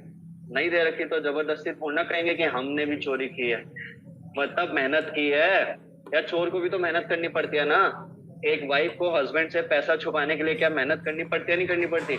उसे घर के कोने कोने छाड़ने पड़ते हैं, कहाँ मैं पैसा छुपा सकती हूँ। पिन मनी, यस और नो? अब मेरे पास सास तो आ गया जी। अब मेरी जो सास आई है ये कितनी आई है पहले तो ये बताओ। अगर मैं इसको मंथली बेसिस पे कैलकुलेट करूं तो कितना हो गया टोटल? इसका टोटल बताओ पहले। 1 लाख? 11 लाख। नालायक बच्चे, मंथली बेसिस का है, एनुअल नहीं का मैंने।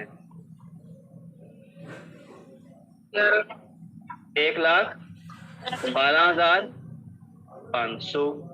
तो ये तो मेरा सेम चला गया कहां तक? यहाँ तक, यहाँ कितना हो गया 1,35,000। यहाँ भी कितना हो गया 1,00,000। अब सर ये मंथली है इसलिए हमने किया क्योंकि हमारे पास आगे भी चेंजेस हैं। अब एक बात बताओ, माफ निकाले, माफ में मैक्सिमम पहले 2 महीने में कहाँ था, क्या निकालूं, फिर मैं कहाँ था 40%। किसका सर, सास का। सास क्या है 1,12,500 और यहाँ कितनी है 1,35,500। यहाँ कितनी है 1,12,500। तो जो बीच में मैंने ये छोड़ा ये सारा का सारा क्या है 1,12,500। ये मान लेना, मैं बार बार लिख नहीं रहा उसमें। 40% मेरे को माफ करना है तीसरे महीने में, पहले 2 महीने तो आएगा नहीं। 40% किसका 1,12,500 का। ये 40% कब तक जाएगा, क्योंकि मैं सूरत में हूं ना, कब तक अक्टूबर। तो सर ये यहाँ तक आप सूरत में हो, अक्टूबर तक कितना आ जाएगा 40%। इसके बाद मैं कहाँ चला गया मुंबई। मुंबई में जाते ही ये कितना हो गया 50%। किसका सास का। और यहाँ पे भी अगर मैं देखूं तो अब यहाँ पे भी मैं मुंबई में ही था, बट मेरा 50% यहाँ किसका है 1,35,000। ये सबको समझ आया या नहीं आया? मेरे ख्याल से मेन आप लोगों को इशू यहीं क्रिएट हो रहा होगा, जिनको समझ नहीं आया। प्रिय रंजन समझ आया? पक्की बात है। ऑनलाइन शिवांगी जो परसेंटेज वाला आप पूछ रहे थे वो समझ आया बेटा? जी सर। यही पॉइंट था ना? नहीं, मेरा तो डीए वाला ऊपर था 37, वो डीए वाला ऊपर था, बट समझ आ गया ना? जी सर। ठीक है। अदिति आपने भी कोई क्वेश्चन पुटअप किया था इसमें ग्रॉस सैलरी में, बट यहाँ तक समझ आ गया सबको? क्लियर है सबको? चलो एक्चुअल कितना मिला मुझे जल्दी बताइए। स्टार्टिंग कितने से हुई है एक्चुअल की, जल्दी बताओ। तो ये तो मेरे को यहाँ भी मिला था, यहाँ भी मिला। कब तक मिला 30,000? 30,000 यहाँ तक 30,000 मिला। इसके बाद कितना हो गया 35, 35 और 35। ठीक है। फॉर्मूला क्या था मेरा सर? फॉर्मूला आपका था जितना आपने रेंट पे किया माइनस 10% और सास। यस और नो? रेंट पे कितना किया बच्चों जल्दी बताओ। पहले 2 महीने तो है ही नहीं। तीसरे महीने में कितना पे किया 26,000 माइनस 10% किसका 11। तो मेरा कितना आ जाएगा 11,250। ये माइनस करके कितना आया 14,750। ये सबको समझ आया? अब ये मेरा ऐसे कब तक चलेगा सर? जब तक रेंट 26 है ये अक्टूबर तक चलेगा, क्योंकि अक्टूबर के बाद रेंट कितना हो गया 36,000 माइनस 10%। अब बच्चों यहाँ ध्यान रखना, ये माइनस 10% अभी तो मेरा 11,250 का है, बट यहाँ जाके मेरा 36,000 माइनस 10% किसका 1,35,000। तो ये क्वेश्चन के 6 नंबर हैं। यही कैलकुलेशन के हैं 4 नंबर जो ये आपने यहाँ पे बनाई। अब मैं तो शॉर्ट में कर रहा हूँ, आपने क्या करना है इसको फुल फ्लैश। और याद रखना ये एक बार करके समझ आने वाली चीज नहीं है। इस क्वेश्चन को कम से कम आपने 5 बार प्रैक्टिस करना है बिना आंसर देखे। कितनी बार प्रैक्टिस करना है? बिना आंसर देखे। फिर मैं आपको इसी से मिलता जुलता क्वेश्चन और दूंगा बिना आंसर के, आपने वो सॉल्व करने हैं एक एक बार। उसके आंसर फिर आप मेरे को भेजोगे। जहां चेक हो गया ठीक है वहां आ जाएगा ऐसा इमोजी, जहां नहीं हुआ वहां पे कोई इमोजी नहीं आएगा, ऐसे वाला नहीं आएगा, क्योंकि ऐसे वाला आता है लूजर के लिए, फेलियर के लिए। आप तो बच्चे हो, सीख रहे हो, तो आप लूजर नहीं हो। बात समझ आई? क्लियर है यहाँ तक सबको? आगे अब मेरे पास क्या आएगा सर? जितनी इसमें वैल्यू आएगी मैं करके बता देता हूँ। मेरे पास ये 2 महीने में तो एक्चुअली क्या है मेरा मिला हुआ, यस और नो? अब मैंने क्या करना है सारी कैलकुलेशन कर लेनी है और सबके यहाँ पे क्या कर लेना है लास्ट में टोटल। मंथली नहीं करूंगा, लास्ट में क्या कर लेना मैंने यहाँ पे टोटल। 12 महीने के बाद में टोटल आ गया मेरे पास। मेरे पास मैक्सिमम आ जाएगा, एक्चुअल आ जाएगा और फॉर्मूले वाला आ जाएगा। इन तीनों में जो लोअर होगा वो मैंने क्या कर देना है एग्जाम। तो मेरे पास टैक्सेबल HRA क्या होगा एक्चुअल रिसीव, या फिर मैं कहता हूँ यहाँ पे क्या actual HRA receive minus lower. Clear है? यहाँ तक समझ आया? तो अब बताओ किसी को कोई इस क्वेश्चन में डाउट है या नहीं है? नहीं जी बेटा।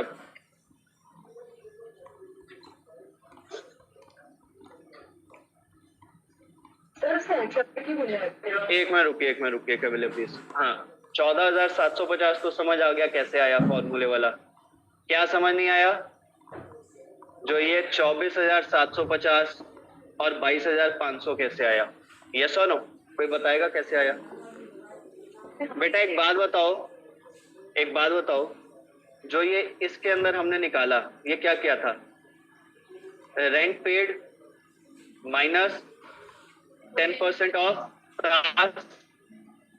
रेंट पेड कितना था? 26,000 माइनस 10% ऑफ सास। पहले केस में कितना था? 11,250। कितना आ गया?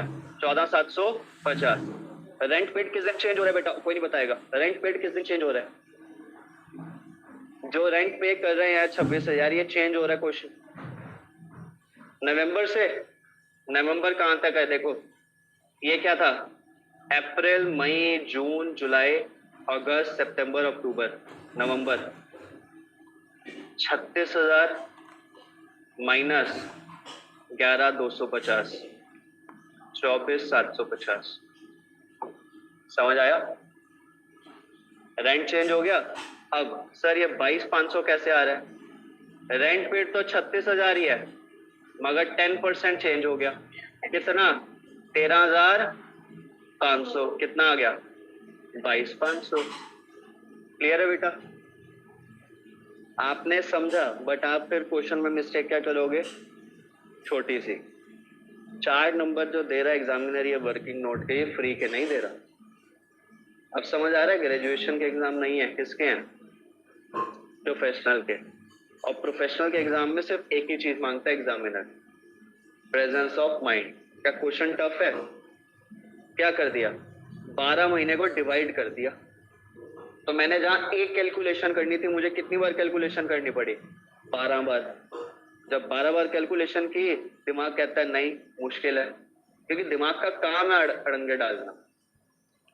उसके साथ दिल को लेकर आओ, उसको सहलाओ, नहीं बेटा हो जाएगा। फिर दिमाग कहेगा ये इजी है। बात समझ आई या नहीं? अब ऑनलाइन बताइए, सबको समझ आया या नहीं आया? कवल्य आप कुछ पूछ रहे थे बेटा, कुछ कह रहे थे बेटा। वॉइस ब्रेक हो रही है, थोड़ा सा लाउड बोलोगे आप? सर अप्रैल और मई में उसे एचआरए की मिला इंक्रीज करेगी विद पेरेंट्स। देखो अप्रैल और मई में ये बच्चा जो था ये पेरेंट्स के घर में था। यस और नो? जब पेरेंट्स के घर में था, क्या इसने एचआरए पे किया था? Answer is no. बट इसको एचआरए रिसीव हुआ था, तो रिसीव वाला लिखेंगे। पे वाला नहीं था तो यहाँ पे मेरी सैलरी तो निकालूंगा मैं, बट उसमें पे वाले में इसको नहीं दिखाऊंगा। प्लस जो फॉर्मूला है रेंट पेड, मैंने रेंट पे ही नहीं किया तो इसकी कैलकुलेशन भी मेरी नहीं होगी। तो इसीलिए 2 महीने वो पेरेंट्स के घर में था, अपना घर मतलब, तो वहां पे उसकी कैलकुलेशन नहीं हुई। समझ आया बेटा? चलिए आगे बढ़े। आप बताओ, हम लोगों ने ऑलमोस्ट आधी क्लास, 1.25 घंटा इसी क्वेश्चन को जो लास्ट क्लास में कर चुके थे, समझ चुके थे, दोबारा लगा दिया। क्यों? क्योंकि आपकी क्या नहीं थी? प्रेजेंस ऑफ माइंड नहीं था। क्लियर है? हाँ मेरे भाई प्रिय रंजन, क्या क्या दिखा दूं? दिख नहीं रही स्क्रीन, लिखने के लिए दिखा दूं? कहां से देखनी है बता मेरे भाई? हाँ नहीं, मुझे बता दे। और ऊपर करूं?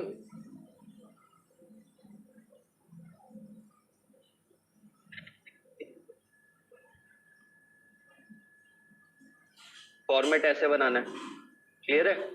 और वर्किंग नोट में ये चीज, बट वर्किंग नोट ना साफ सुथरा बनाना, ठीक है? पूरा लिख रहा है मेरे भाई, फोटो खींच ले यार।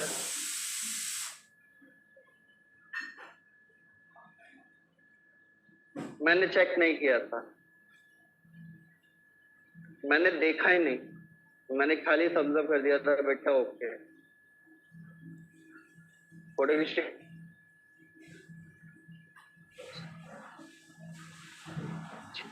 हो गया, चलो जी आइए जी आगे बढ़ते हैं। अच्छा आज हमने डेट डाली थी या नहीं डाली थी, कहाँ से स्टार्ट किया हमने, नहीं डाली ना, बताओ।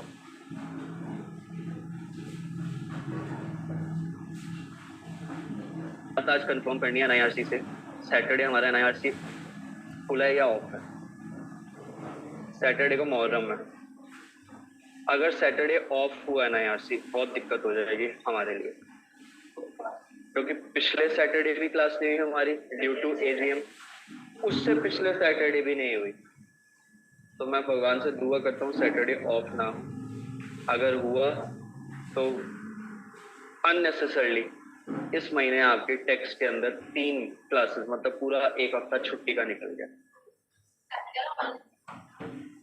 मैं वही कह रहा हूँ ना, अगर एनआईआरसी अलाउ करेगा ऑनलाइन ले लो तो हम ऑनलाइन कंडक्ट करेंगे, बट अगर एनआईआरसी ने अलाउ नहीं किया ऑनलाइन तो फिर बहुत प्रॉब्लम हो जाएगी। ज्यादा ही नहीं फैलता जा रहा है यहाँ पे। हाँ आप अपना पर्सनल लिंक बना लो, मेरी यहाँ साइन कौन करेगा आके, फीस कौन देगा, एक चीज नहीं है ना, बहुत सारी चीजें देखनी पड़ती हैं। यहाँ तक क्लियर हुआ या नहीं हुआ? चलो मैंने कुछ होमवर्क दिया था घर से पढ़ने के लिए, स्पेशल अलाउंसेस। अच्छा पहले तो एक काम करो, ऊपर वापस एचआरए की हेडिंग पे आओ। एचआरए हमारा एग्जाम है कहाँ पे, 10-13 है, बट इसमें जो ये कैलकुलेशन ऐसे करनी है, कौन सी वाली? अच्छा मार्क लिख के बताएगा कोई कैसे है, क्लियर है? ये हमें बता रखे कहाँ, 2A रूल लिख लो साथ में। हम अभी तक कितने रूल्स पढ़ चुके हैं क्लास में sir? HP 4, agricultural income 7A, 7A और 8, उसके बाद में HP के बाद में सैलरी। अब HP के बाद में सैलरी हम पढ़ रहे हैं, बट लॉ के अंदर ये, तो इसीलिए यहाँ पे, बट सर एग्रीकल्चरल इनकम तो उससे भी पहले है, उसका रूल 7 क्यों? बड़े ध्यान से अब देखो, ब्यूटी देखो लॉ की। हमने एग्रीकल्चरल इनकम पढ़ा हाउस प्रॉपर्टी के कंटेक्स्ट के साथ, बट उसमें जो रूल्स लगाए हमने वो किसके पर्सपेक्टिव से लगाए थे? जहाँ पे एग्रीकल्चर के साथ नॉन एग्रीकल्चर इनकम आ रही है, मतलब कौन सी आ रही है? बिजनेस की। पीजीबीपी किसके बाद आता है? HP के बाद। तो जो बाकी रूल्स हैं 4 के बाद वो कहाँ आएंगे? 4 से पहले वाले 2 का एक पार्ट तो पढ़ लिया, अभी इसमें 2 में बहुत सारे पढ़ेंगे। फिर जब परक्विजिट्स पढ़ेंगे तो क्या पढ़ेंगे? Rule number 3। क्या सर ये सारे रूल याद रखने हैं? जो मैं लिखवाऊंगा और बोलूंगा वो याद रखने हैं। मजेदार चीज आपको बता दूं, न्यू सिलेबस के लिए, not for old syllabus. Old syllabus वालों ने जैसे पहले पढ़ा वैसे ही पढ़ना है। न्यू सिलेबस वालों के लिए जो एमसीक्यूज आएंगे, इंस्टीट्यूट तीनों CS, CSN, CM में केस स्टडी बेस्ड पूछना है। किस पे पूछ रहे हैं? केस स्टडी बेस्ड का मतलब है आपको ये जो कहानियां बताई जा रही हैं, ये इसीलिए बताई जा रही हैं कि बेटा ये कहानियां जाननी जरूरी है। केस स्टडी बेस्ड का एक और हिंट हमें मिल रहा है, अगर आप ओल्ड कोर्स का मॉड्यूल उठाओगे वहां केस लॉस कम बता रखे हैं। न्यू सिलेबस के अंदर हर चैप्टर के खत्म होने के बाद क्या बता रखे हैं? HP खत्म हुआ, केस लॉस पढ़े थे? अदिति ने क्वेश्चन तो किए हैं अनसॉल्व वाले, क्या केस लॉस पढ़े हैं? पढ़ो। सबके लिए होमवर्क क्या है?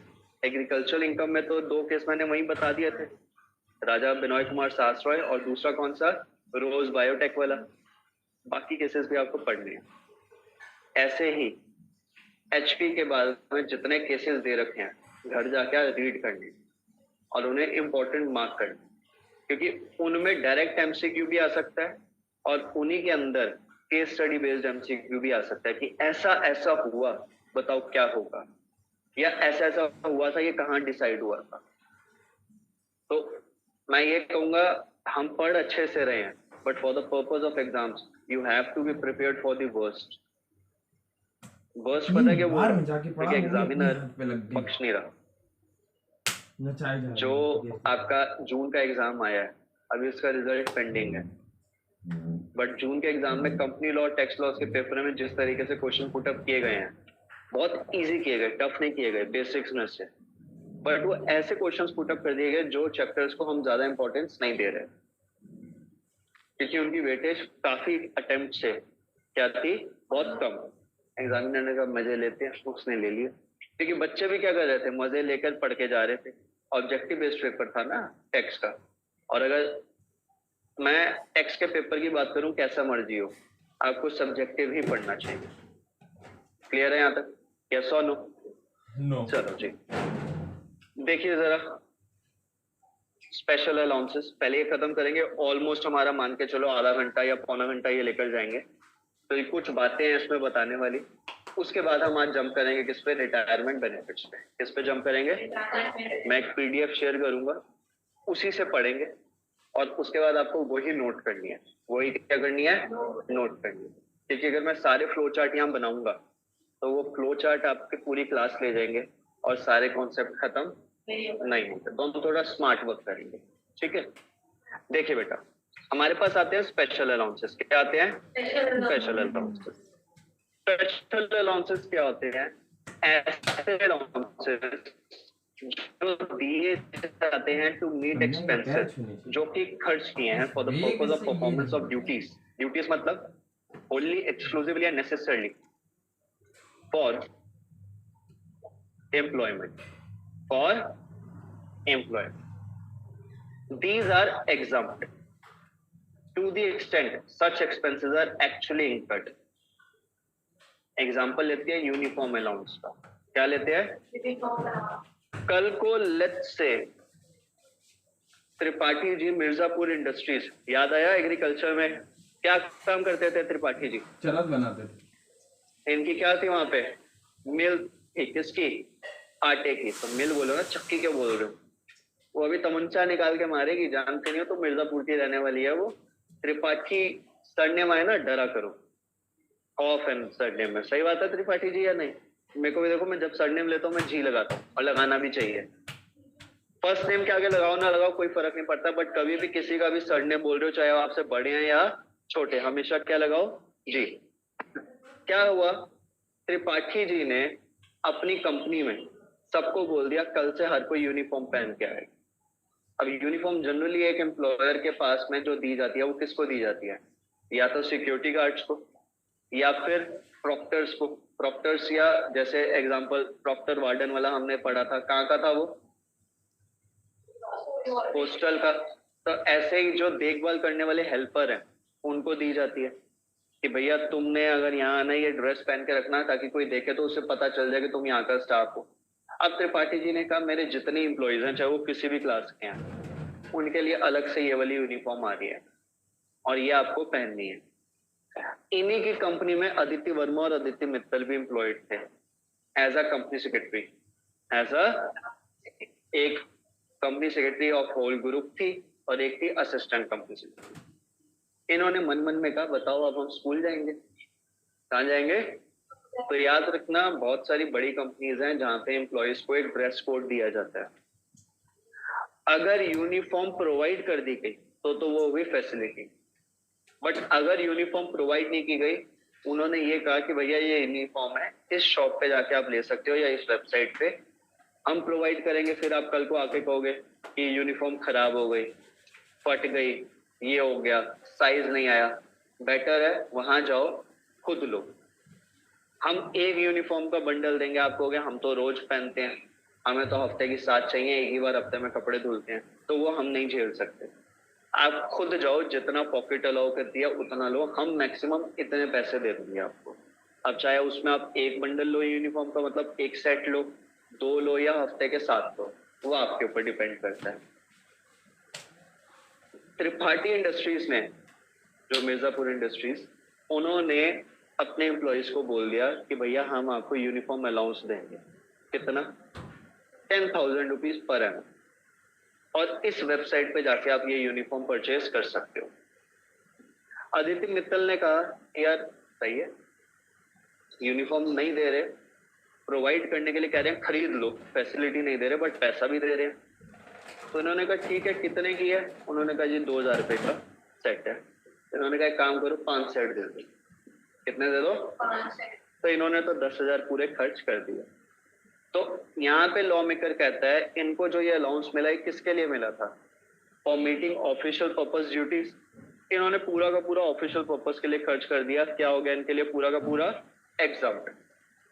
आदित्य वर्मा की बात आई। अब आदित्य वर्मा ने कहा यार 10,000 मिले हैं, मैं क्यों 5 ड्रेस लूं?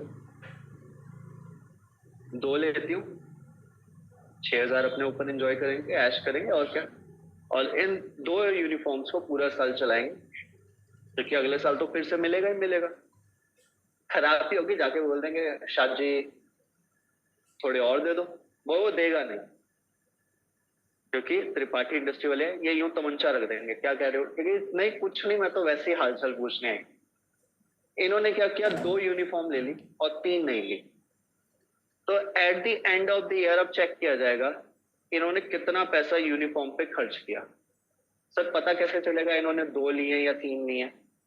उसका इनको इनवॉइस मिलेगा और वो इनवॉइस इन्हें दिखाना पड़ेगा। वो इनवॉइस इन्हें दिखाना पड़ेगा, not to the employer. For the purpose of income tax purposes while calculating salary इनको अपने एक्सपेंस दिखाने पड़ेंगे कि उनकी इनकम एग्जाम्प्ट हो रही है या टैक्स हो रही है। इन्होंने वहां दिखाया 2। तो एम्प्लॉयर कहता है आपको ये दिया किस लिए गया था 10,000 रुपया पूरा इसके लिए आपने खर्च किया? उन्होंने कहा आपने हमें 10,000 दिया, हमारा गुजारा 2 में हो रहा है, हम धो लेते हैं हर दूसरे दिन कपड़े या बिना धोए पहने आ जाते हैं। क्या लगा के? परफ्यूम लगा के, यस और नो? या फिर हम बासी नहीं मारते, हम ऐसे ही आ जाते हैं। सही बात है या नहीं? तो अब इस सिनेरियो में लॉ मेकर क्या कहता है? हमें कोई फर्क नहीं पड़ता। मित्तल साहब ने पूरा का पूरा 10,000 खर्च किया, हम टैक्स नहीं मांगेंगे, हम उस वैल्यू को इनकम का पार्ट ही नहीं बनाएंगे। बट वर्मा जी ने क्या कर दिया? 6,000 रुपया दिखा दिया कि इन्होंने खर्च अब किया। हो अगर इनसे बिल भी खो गया और ये बिल नहीं प्रोड्यूस कर पाई तो भी टैक्स हो जाएगा। तो अब इनको एग्जम्पशन 10,000 में से कितनी मिलेगी? 1014 में 4,000 और 6,000 क्या हो जाएगा इनका? इनकम का पार्ट।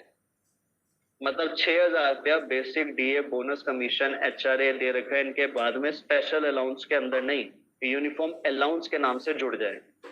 किसके नाम से जुड़ जाएगा? जितना एग्जाम्प्ट होगा वो एग्जाम्प्ट हो जाएगा 1014 में, बाकी यहाँ जुड़ जाएगा।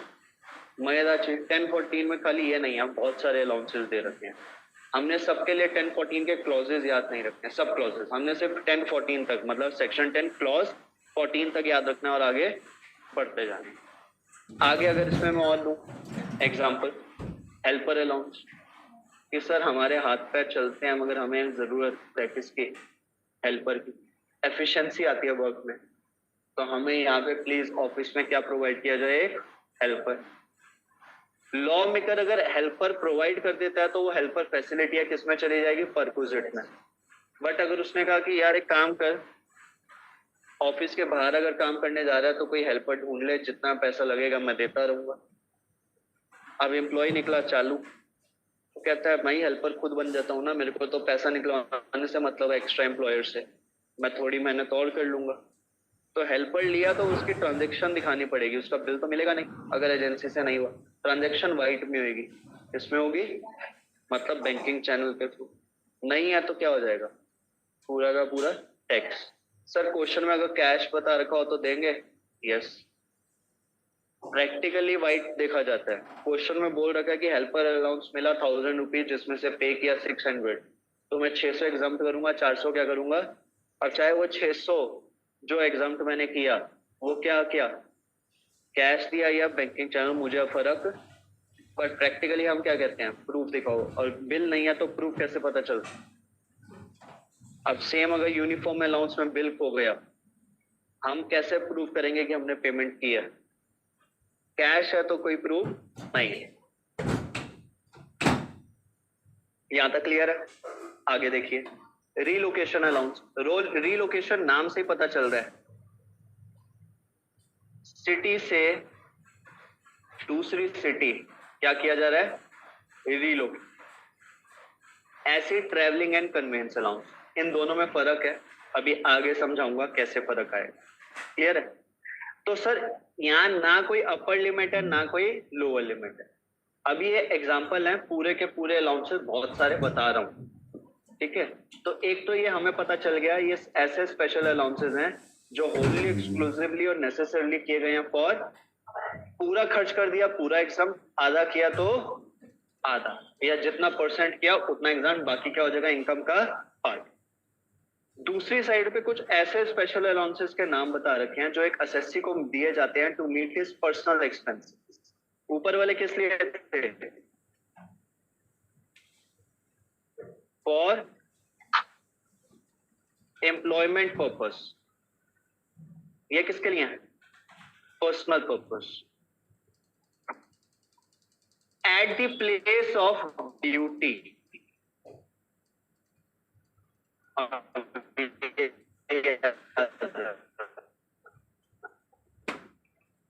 जहां काम कर रहे हो वहां विजिट करने के लिए कोई पैसा मिल रहा है तो वो भी स्पेशल अलाउंस का पार्ट है।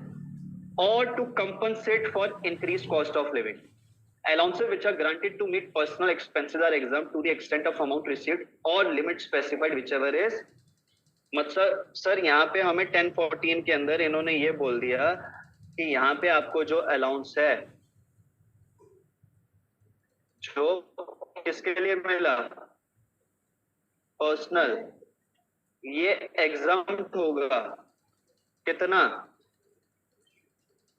Actual receive minus expense incurred और लिमिट स्पेसिफाइड। कहां बता रखी है limit? Under the act plus read with rule. तो यहाँ पे section 1014 read with rule 2BB, ये याद रखना जरूरी है। ये रूल नंबर क्या है? 2BB, याद रखना जरूरी है। ये कहता है ये फॉलोइंग अलाउंसेस हैं जो हम एम्प्लॉय को देते हैं और एग्जाम्प्ट होते हैं ये एक लिमिट तक। कहां तक होते हैं? लिमिट। बट इसको पढ़ने से पहले नीचे हम वापस ऊपर एग्जाम्पल पढ़ते हैं। याद करो मैंने आप लोगों को लास्ट क्लास में एग्जाम्पल्स दिए थे अलाउंस में बहुत टाइप के कि दिए है। ऐसे ही हिली एरिया में चले गए तो वहां पे क्या मिलेगा? Hill area allowance. बट वो कब तक था? Up to 1000। उससे ऊपर हो तो वो अलग अलाउंस का नाम हो जाएगा। ऐसे मैंने एग्जांपल दिया था, अदिति को इनके एम्प्लॉयर ने कहाँ भेज दिया? सिंगल अलग करने। कहाँ भेज दिया?